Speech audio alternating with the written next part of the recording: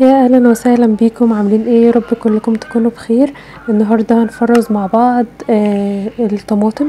طبعا اي كميه تتبقى عندك من الطماطم تلاقيها يا دوب بدات تستوي كده هتفرزيها، مش هتستني كمان تفريزة رمضان ولا الشتاء ولا الصيف. يلا بينا. اول حاجه جمعت شويه الطماطم اللي عندي وبدات ان انا اقطعها كده في حله متوسطه الحجم، طبعا على حسب الكميه بتاعتك. ولو بتحبي ان انت تشتري كل شوية كمية من الطماطم برضو على حسب سعرها، على حسب شكلها معاكي ايه في السوق، تقدري تجيبيها وتقطعيها كده بالشكل ده، يا اما نصين يا اما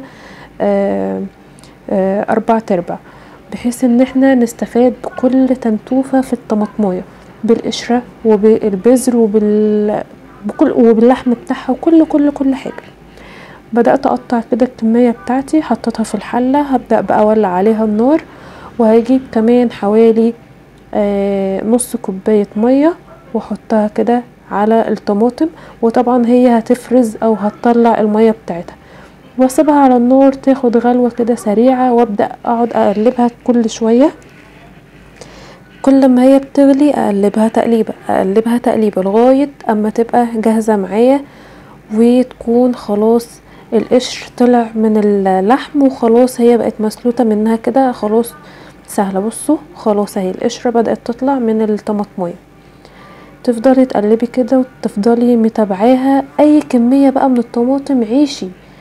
طبعا في ناس بتحب تحط بنجر معاها، بس انا بصراحة مش بحب ان انا اغير الشكل او الطعم بتاعها، لان الاولاد برضو هنا ما بيحبوهاش، اللي هو احنا يعني ماما ما بتحبش تعملها لنا. بصوا هنا شكلها خلاص اهي، دي الغلوة الاخيرة، ورحنا طافين عليها بقى، قلنا كده خلاص حرام عليها بقى ان هي تفضل تاخد غلوة كتير كده.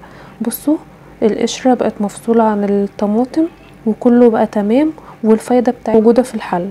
هنجيب بقى الهاند بلندر ونديها ضربة كده لغاية اما تقول ايه يا مرحمين. بصوا اللون بتاعها ومحتفظة بكل حاجة، بالبذر وباللحم وبالقشرة واللون بتاعها وكل حاجة. تفضلي تضربيها كده بالهاند بلندر لغاية ما تحسي ان كل حاجة بقت خلاص بقت كأنها عصير طماطم. هترجعوا تقولوا لي طب والبذر بقى يا فالحة هناكله؟ هقول لكم لا، احنا هنصفيها تصفية كده في المصفى، علشان البذر برضو للناس اللي بيبقى عندهم الزايدة او عندهم مشكلة في عملية الهضم او عندهم مشكلة في الجهاز الهضمي، برضو ما تسبب لهمش مشكلة، فهنصفي الطماطم من البذر. بصوا خلاص كده دي اخر ضربة بالهاند بلندر، ده شكلها معايا تمام. ابدأ بقى اصفيها في مصفى كده، تقلبي علشان برضو البذر ما يسدش المسام بتاعة المصفى. تفضلي تقلبيها كده، او ممكن بايدك تغسلي ايدك كويس جدا وتبدأي ان انت تصفيها. بصوا البذر هو اللي بيتجمع معايا، مش عايزاه، ولكن الفايدة بتاعته خلاص انا احتفظت بيها وبقت موجودة معايا في عصير الطماطم. عصير الطماطم بقى تستخدميه في كل حاجة، وانت بتعبي الاكياس بتاعتك او بتبدأي ان انت تفرزيها.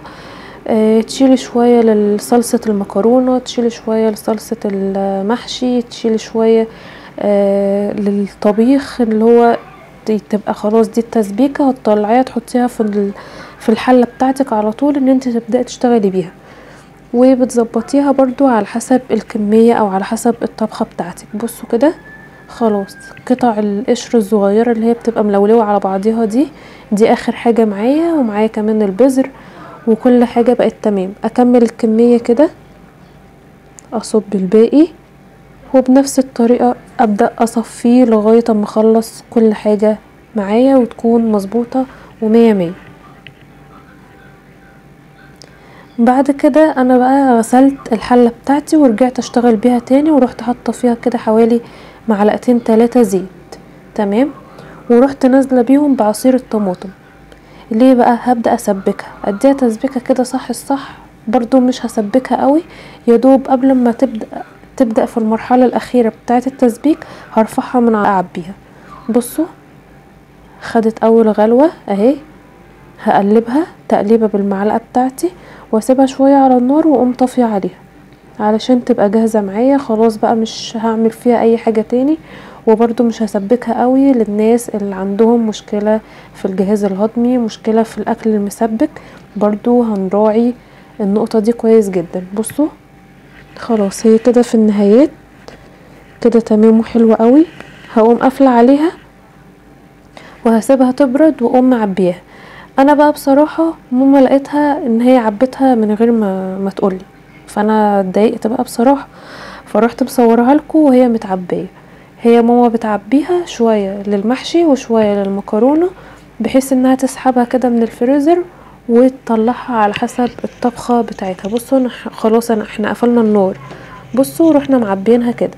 والله بقى انت جايبه 5 كيلو طماطم، جايبه 10 كيلو، جايبه السبت كله، جايبه شويه صغيرين لقيتيهم كده في التلاجة هيبداوا يبوظوا حرام، تقومي عاملاهم بنفس الطريقه دي، بحيث ان انت ما تخسريش كميه الطماطم اللي عندك وتحتفظي بيها وتستفيدي بيها في الطبخات بتاعتك.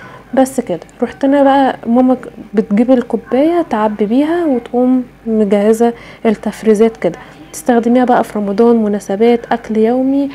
وما تنسيش تعملي لايك للفيديو وسبسكرايب للقناة، وما تنسيش كمان تفعلي زر الجرس وتستني كل جديد علشان تستفادي معانا، وتشجيع حلو في الكومنتات.